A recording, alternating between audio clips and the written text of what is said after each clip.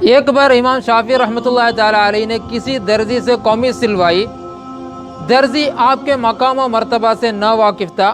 اس نے مزہ کرتے ہوئے دائیں آستین اتنی تنگ کر دی کہ اس میں آپ رحمۃ اللہ تعالیٰ علیہ کا ہاتھ بمشکل داخل ہوتا تھا، اور بائیں آستین اتنی کھلی کر دی کہ اس میں آپ رحمۃ اللہ تعالیٰ علیہ کا سر بھی داخل ہو سکتا تھا۔ آپ رحمۃ اللہ تعالیٰ علیہ کی خدمت میں جب قمیص پیش کی گئی تو آپ رحمۃ اللہ تعالیٰ علیہ نے فرمایا، اللہ پاک تجھے جزائے خیر عطا فرمائے۔ تنگ آستین وضو میں اوپر چڑھانے کے لیے بہتر ہے، اور کھلی آستین کتاب رکھنے کے لیے مناسب ہے۔ اسی دوران خلیفہ وقت کا قاصد یعنی میسنجر 10,000 درہم لے کر آپ رحمۃ اللہ تعالیٰ علیہ کی خدمت میں حاضر ہوا۔ آپ رحمۃ اللہ تعالیٰ علیہ نے اس سے فرمایا، اس درزی کو کپڑوں کی سلائی دے دو۔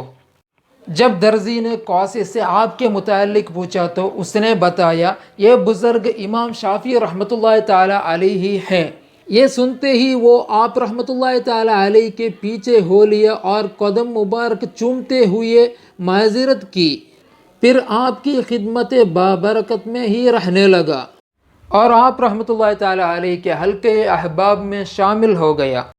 اللہ رب العزت کی ان پر رحمت ہو اور ان کے صدقے ہماری بے حساب مغفرت ہو۔ کیا تم نے ہمارے بزرگوں کا حسن اخلاق دیکھا؟ اگرچہ یہ معاملہ غصہ دلانے والا تھا، مگر انتقام نہ لینے کا حسین جذبہ رکھنے والے علم و حلم کے امام شافعی رحمۃ اللہ علیہ کی جان پہ قربان۔ آپ نے نہ صرف درزی کو معاف فرما دیا بلکہ اسے اجرت سے بھی نواز دیا۔